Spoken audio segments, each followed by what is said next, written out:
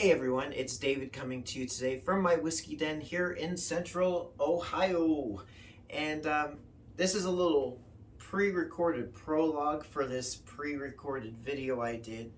So my latest aging project, and I want to apologize in advance because I make the same joke twice in this video without realizing it. It's actually a callback to a classic 1970s coffee commercial for Brim Coffee. And I should have watched the first part before I did the second part, but anyway, I didn't. So anyway, I hope you enjoy this and hope you enjoy the results. Any input, leave your comments below. And now here's our feature presentation. Anyway, I've been enjoying a couple of experiments in aging bourbons here at home where I take, bourbons that like Defiant single malt whiskey, and I aged that for a few weeks and it came out great. I aged Early Times for a few weeks and it came out great. And then Weller Special Reserve, that green label, aged that for like 3 weeks or so, and oh my gosh, it's incredible. So I've got my favorite bourbon, well, not my favorite bourbon, my favorite bottom shelf bourbon, which is going down.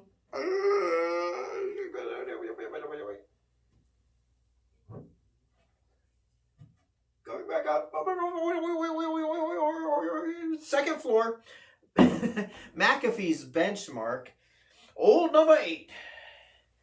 And we are going to use my bag of Jack Daniel's Whiskey Barrel Smoking Chips, which are chips. It's kind of self-explanatory, isn't it? They take the whiskey barrels that they age Jack Daniel's Tennessee whiskey in, and they chop them all up, and they put them in this little bag. It smells like Jack Daniel's whiskey. And you use these to like smoke meats on your smoker, or you throw them in. If you use charcoal like I do, you throw a handful or two of them on the hot charcoal and it adds, oh my gosh, to your steaks. It's December, so I ain't grilling anymore. I could, but I'm not. So what we do is, oh, there it is. To simulate putting this back into a barrel, a whiskey barrel, I take a mason jar. I'm going to take, and in this case, I'm going to use a wide mouth because it just works out a little easier. I was using the regular mouth. Yeah, like that worked out easier. I'm going to take, I like to use about 2 handfuls. There we go, of chips. Because these are actually they were charred and Jack Daniel's whiskey was aged in them. Like to use those. But at home, you know, if you want to use applewood chips, mesquite, hickory, you can add different flavors. But I'm using these oak chips, and this is good as it is. It's $10 a bottle. I've seen it on sale down in Kentucky for $9 a bottle. And the reason why I'm doing this is I like it as it is, but I want more depth of flavor. And believe it or not, McAfee's Benchmark, it's done by the Buffalo Trace Distillery. Buffalo Trace has a proprietary mash bill number 1, which, I've got it over there.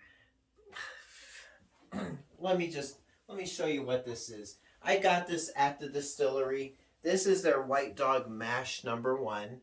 So this is their corn, malted barley, and rye proprietary mash bill number 1. I assume they've got a mash bill number 2. I don't know what mash bill number 2 is. But this mash bill number 1, I did a little research on the interweb. Isn't that what us middle-aged men call the internet these days? The interweb? I don't, but hey, why not? I want to be age appropriate, all right? This is the same mash bill as such elusive bourbons as Eagle Rare, Old Charter, Stag Junior, Buffalo Trace, which apparently is in plentiful supply in the Boise, Idaho area, according to my friend Jason out there. Can't find it here to save my life. However, I've gotten a few bottles of it. And then also Colonel E.H. Taylor. And you know, can you find some of that stuff? I can't find that stuff. So, am I going to be actually making my version of Colonel E.H. Taylor? I don't know, because I don't know what the Taylor tastes like. But, you know, if it's the same mash bill and the same pedigree, let's do this.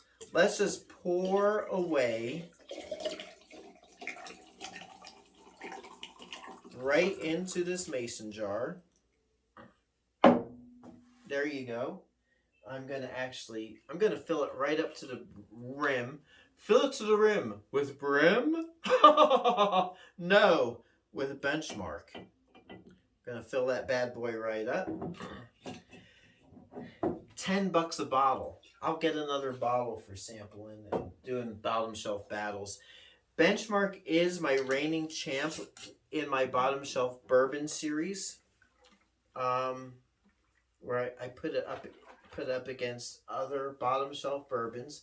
This is a nice light brown color. Now, if you notice,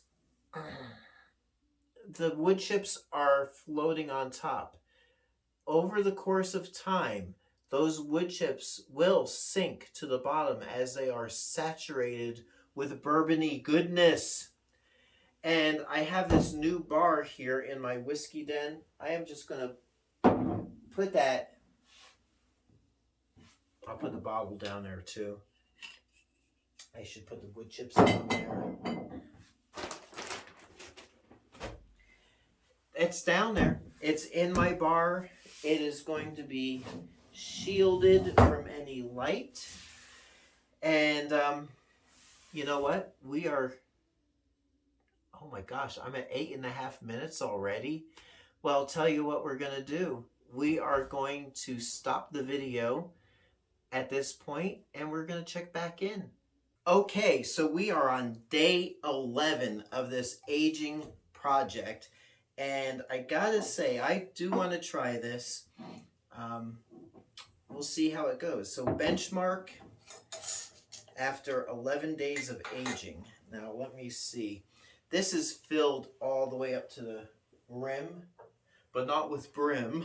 So let's see if I can just get a little of that out and put it into this glass.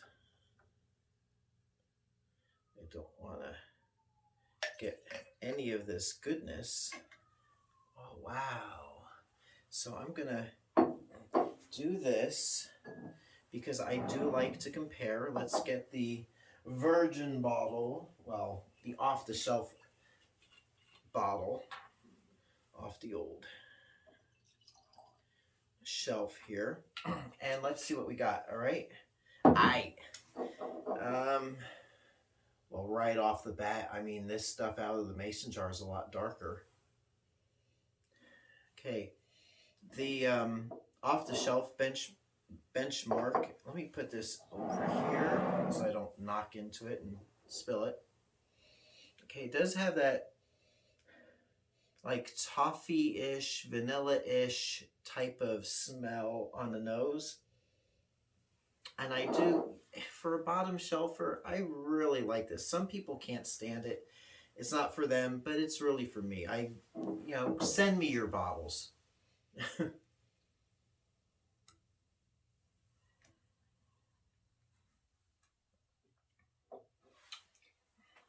Wow. It does have a like a thinner caramel syrupy type of taste on the front of my tongue. But really nice. Really nice. Now, let's see what we get out of this aged stuff. Oh, wow. That caramelly syrup. To me, it's a little bit more intense on the nose.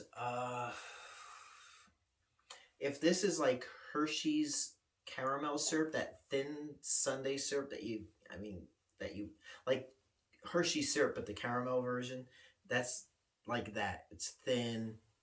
This is more like a sundae syrup, that thicker caramel. And I have not tried this yet, so this is the first time.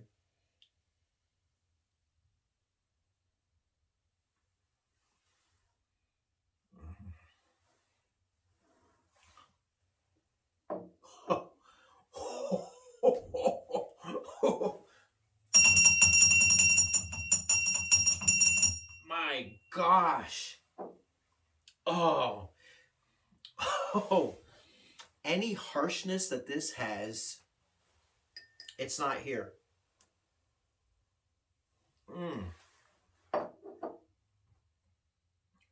Wow. Wow. That is really nice. What do they call it? Put it in the comments, would you? When it clings to the side of the glass, you got that residue that just likes to cling. Oh my gosh. I mean, it's there in spades. This is like, for $10 and 11 days with a handful of those chips, this is a top shelfer right there. What did I say in the first part of the video? Like Colonel E.H. Taylor and Eagle Rare, some of those other ones. I mean, I've never had those, but this could easily be on par. That is elegant and nice and smooth. Whoa. Oh.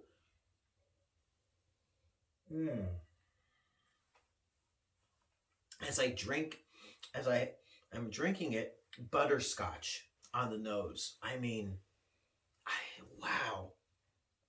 That is really, really, really good. Whew. Man, I'm going to stop the aging as of today. And that, I mean, will I put it back in the bottle? Maybe I'll put it in a nice decanter. I've got some nice decanters that I got recently, crystal decanters. That's really nice. Yeah. I can't say anything else other than that. I mean,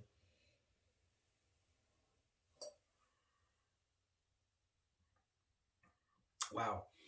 The out of the bottle benchmark, I like, but it has it tastes really young compared to this. I mean, if you, I can't say anything else. I'm just going to ramble and keep rambling on. Lord, I was born a rambling man, drinking some benchmark and doing the best I can.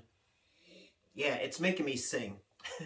So there you go. That's my latest experiment. That's the last one for 2021. And we'll see what I want to get my fingers into in 2022. Can you believe it? We're almost at 2022.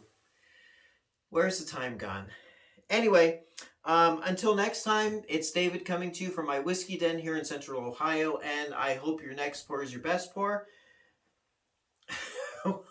We'll catch you next time. Hey everyone, if you like what you see, please like and subscribe so you can be notified of future videos as they drop. Thanks for watching.